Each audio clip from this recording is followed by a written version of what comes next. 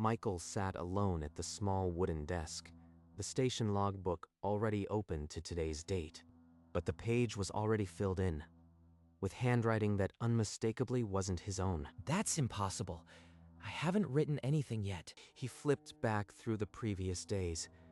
Everything was in his own neat print. Today's entry was written in scratchy, precise cursive, as if a stranger had been sitting right there. Who could have possibly written this?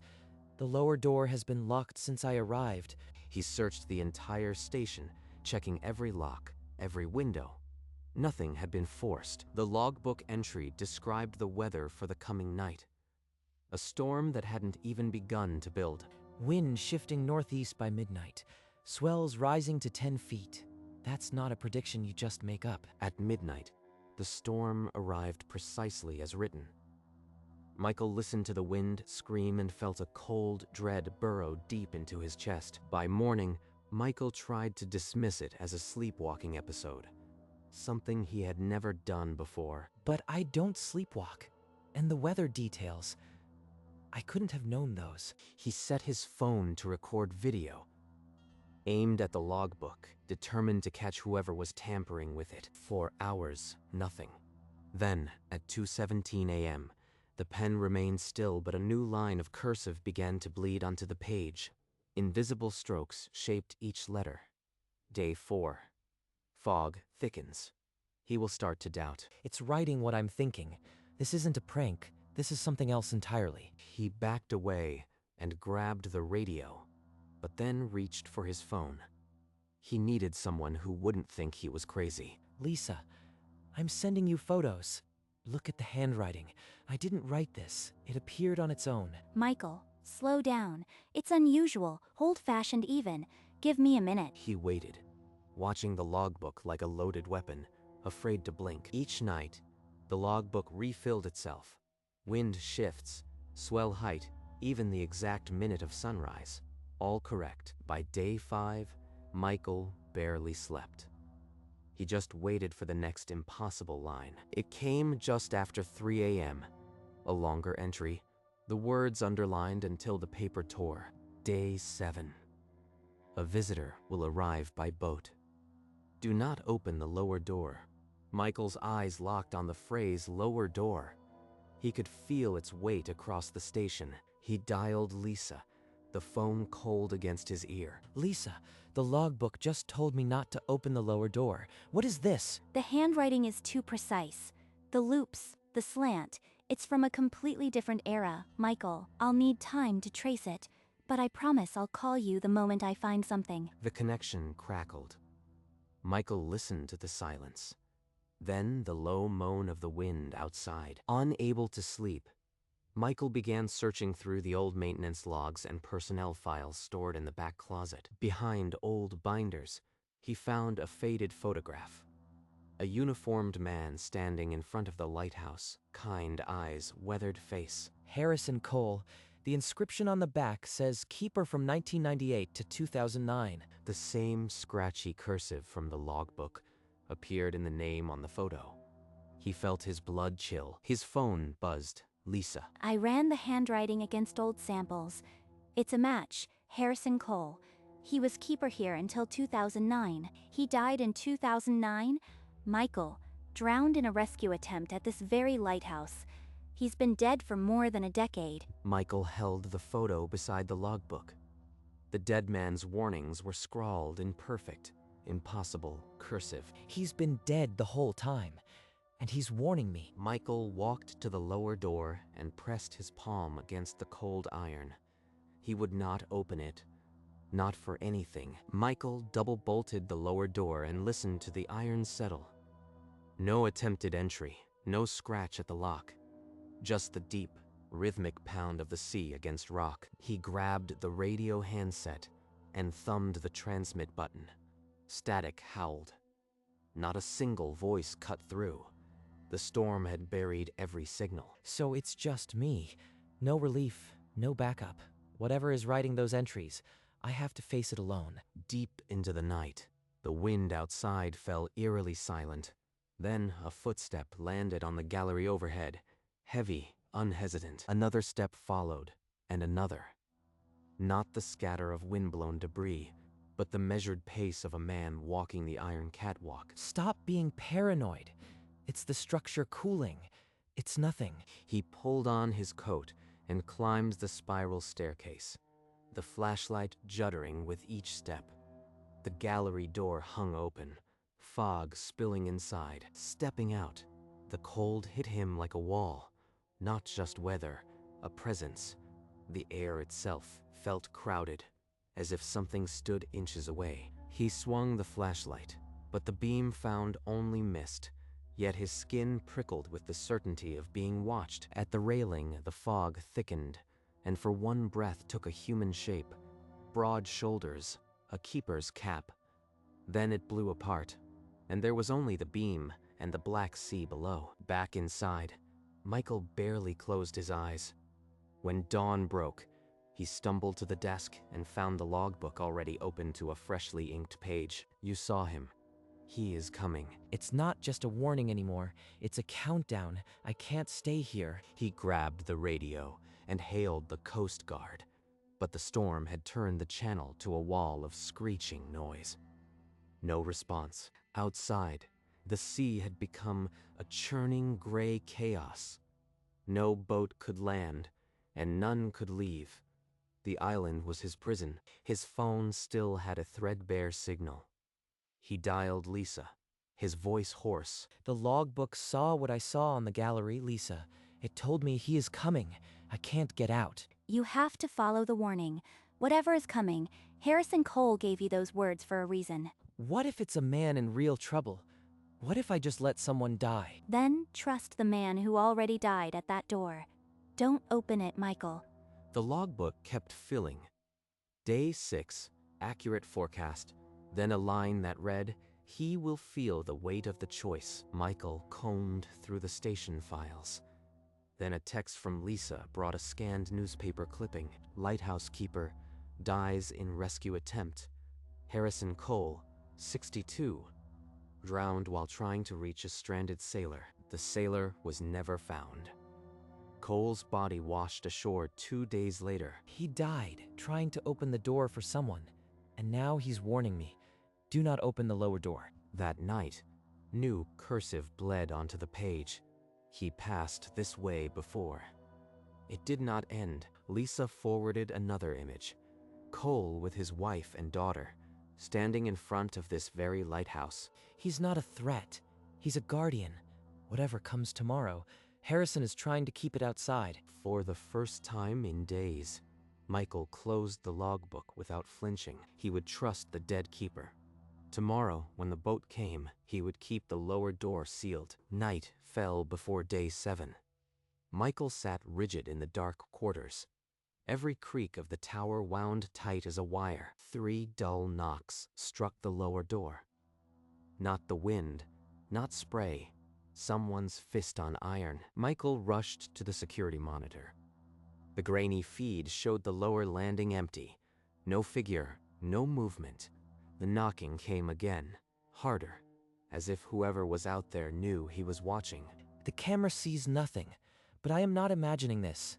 It's him or something. He grabbed a heavy iron bar from the equipment locker and slid it across the lower door's inner frame. He pressed his ear to the cold metal. Silence, but the air grew dense, like the pressure before a wave breaks. All night, the knocking came in intervals. 3 raps, then stillness, as if testing his nerve. Michael did not sleep. It wants me to open the door, to doubt the warning. I won't. When dawn finally leaked through the clouds, the lower door was unchanged. The bar held fast. But the logbook had a new entry. He is outside. Michael read the new entry. He is outside. And then, in fresh ink, a time. 3:15 p.m. Less than 8 hours. It's really happening. He aimed his phone camera at the sea. The water sat still and gray, giving nothing away. Michael, you there? I keep looking at the scans. Harrison knew something. Trust the time. She's right. I've already decided. I just have to hold the door. He checked the lower door again. then set a camera on the landing. If anything arrived, it would be recorded. The hours dragged. He paced, stared at the clock, paced again. If it's a real person, I'll call for help. If not, I keep the door shut. By 3, fog swallowed the sea. The tower groaned. Only his breath broke the silence. Michael pressed his forehead to the cold glass and waited. At exactly 3:15, a dark shape separated from the fog. A small fishing boat, its engine dead, drifting toward the rocks. A man in a yellow rain jacket stood on the deck, waving his arms over his head. He shouted, his voice thin against the wind. Michael's heart clenched. The logbook had named the exact minute. This was the visitor. Hey, up there. Engine's gone, radio's dead. I need help. Michael yanked open the window, cold air flooding the room. He leaned out, gripping the frame. I hear you, but I can't open the lower door. Use channel 16 on the radio. I'll patch you through. I told you, radio's fried. No charge on my phone either. Please, just open the door. I am freezing out here. Michael remembered Harrison Cole, the newspaper clipping, the drowned keeper. The warning was not a test. It was a plea from the dead. If I open that door, I am dead. Whatever this man is, he's part of the cycle. Michael pulled back from the window. He would not go down to the lower door. But the shouting continued. The visitor's shouts grew hoarse, desperate. He stumbled on the slick deck, pleading into the wind. Please, I can't survive out here. I've got a family. Don't let me die on these rocks. Michael's hand trembled on the window frame. The man's terror sounded so real. What if I am wrong? What if he's just a lost fisherman? Harrison's warning could be a trap, but I don't know. The visitor cast a line toward the rocks, then tried to scramble up the slick stone. He slipped, and the water snatched at his boots. Michael grabbed the radio handset, transmitting a hail. Only static answered. From above, the boat looked tiny, helpless against the churning sea. The man was minutes from being swept away. I can't. Whatever he is, the door stays shut. I won't repeat Harrison's mistake. Michael leaned out the window again, his voice cracking. Hold on. I'll keep trying the radio. The visitor's reply was buried in the wind, but his figure grew smaller as the boat drifted, the clock ticking toward nightfall. Michael stepped back from the window, the visitor's screams still ringing. He caught his reflection in the glass, pale and shaking. Do not open the lower door. Harrison wrote it 3 times. He wasn't guessing. He thought of the newspaper clipping, Harrison Cole, dead because he opened that same door for a stranger. If I open it, I die. And that thing out there, it might not be alone. It might follow me somewhere else. He forced himself to the window again, the wood biting into his palms. He shouted into the fog. I've called the Coast Guard. They're on the way. Just hold on. The lie felt like acid. He knew the radio was dead, but it was the only scrap of hope he could offer. You are lying. I can see you are not even on the radio. Please, I am begging you, open the door. If he's real, I am a murderer. If he's not, I am saving myself from whatever came for Harrison. He pulled the window shut, muffling the cries. With his back to the door, he slid to the floor and waited for the ordeal to end. From below, iron boomed. The visitor had reached the lower landing and was ramming the door. The blows came in bursts, then desperate kicks. Michael pressed his hands over his ears, but the sound tunneled through. For an hour, the assault continued. Then the rhythm broke, and the visitor began calling again. Hoarse, pleading, then cursing. Michael did not move from the floor. He lay on the cold boards, counting the lighthouse beam's slow pass across the ceiling. By the 6th hour, the voice was a raw whisper. Michael rose and peered out the window. Only the sea and the fog. He looked down, below. The boat still bobbed against the rocks, the man a motionless shape in yellow. As dusk became night, a swell lifted the boat. It drifted into the fog and vanished. Michael watched until nothing remained. Then he slid back to the floor, the silence pressing in. Harrison had been right. Whatever came, it was gone. But guilt settled into his bones like cold iron. He didn't sleep. He just sat against the wall, the echo of the pounding still ringing through him. Dawn found Michael still on the floor. He forced himself upright, grabbed the radio, and hailed the Coast Guard with a voice like gravel. He gave them the description: small fishing boat, yellow rain jacket, engine failure. The dispatcher's reply was flat and professional. They promised a search grid. Michael dropped the handset and stared at the security monitor on the desk. He rewound the footage from the afternoon. The lower landing appeared empty for hours, until a shape of pure static tore across the frame. Where the boat should have been, the feed glitched into a writhing scramble of gray snow. No man, no vessel, just interference. Hours later, the radio crackled. The Coast Guard had completed their sweep. No boat found, no distress call received, no vessel registered. Michael let the handset fall onto the desk. His breathing went shallow. The man who had screamed for 6 hours had never been real. It was a ghost, a replay, a trap, something that has been doing this since Harrison. He passed this way before. It did not end. Now I understand. He looked at the logbook. The final instruction held a new weight. He had obeyed the dead, and the dead had not lied. Michael approached the logbook like a man approaching a verdict. His fingers hesitated over the cover. He opened to the page for day 7. The original warning sat there, and beneath it, fresh ink. Good.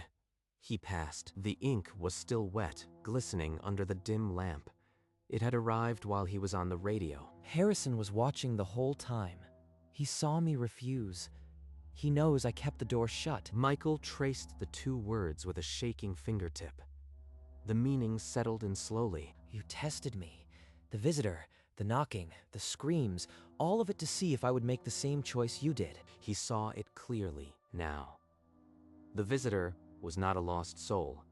It was a reenactment of Harrison's fatal rescue attempt, repeating until someone passed the test. If I'd opened that door, I'd be the next ghost. Or maybe something worse. Maybe the cycle would have started again. He closed the logbook. The silence was no longer hostile, just heavy with the weight of a debt he could never repay. The lighthouse beam swept through the window at its measured pace. Michael sat motionless, then reached for the logbook once more. He opened to the first entry, the one that had appeared on his second night. The weather prediction for a storm that hadn't yet arrived. Every line was a guide. Harrison wasn't just warning me, he was walking me through the days. The entries now read as a single, continuous message. Stay inside. Trust the dead. But who was the visitor? The sailor Harrison died trying to save, or Harrison himself, replaying his own death. The lighthouse itself felt different now, alive with memory, the walls thick with old salt and older sorrow. That night, as he lay on the cot, footsteps sounded above. Soft, unhurried, like someone keeping watch. He's still here, but it's different now. It's not a warning, it's a vigil. Michael closed his eyes. For the first time in a week, the presence above did not tighten his chest. He slept, the footsteps continuing above, a keeper still walking his gallery. The sea had calmed to a glassy gray. Michael zipped his duffel and glanced out the window, his mind still thick with the week's events. On the upper gallery, a figure stood motionless against the fog, a shape too deliberate to be a trick of the light. It's him. He's not hiding anymore. The silhouette turned slowly, the outward curve of a keeper's cap unmistakable against the pale sky. He's not warning me. He's saying goodbye. Then the shape began to thin, its edges softening as the lighthouse beam swept through it. Michael didn't move. He stood frozen at the window, watching until the last wisp dissolved into the fog. Thank you. The beam continued its steady arc, painting the empty gallery in flashes of pale gold. He turned back to his bag, his hands steadier than they had been all week. Already, the memory was settling into something he could carry. He sat at the desk one last time, the official log sheet blank before him. The pen hovered. Writing a simple weather report after all that had happened felt absurd. Wind, northeast, swell, 6 feet. But how do I record the rest? How do I explain? He filled in the bare facts and signed. The logbook lay open beside him, its pages heavy with other hands. He considered slipping the logbook into his duffel. Proof for Lisa, proof for himself. But it felt like theft. This belongs to the Lighthouse, to Harrison. I can't take it. He closed the logbook and pressed his palm flat on its cover. The leather felt warm. He whispered his thanks again, then lifted his phone and took one last photo of the final line.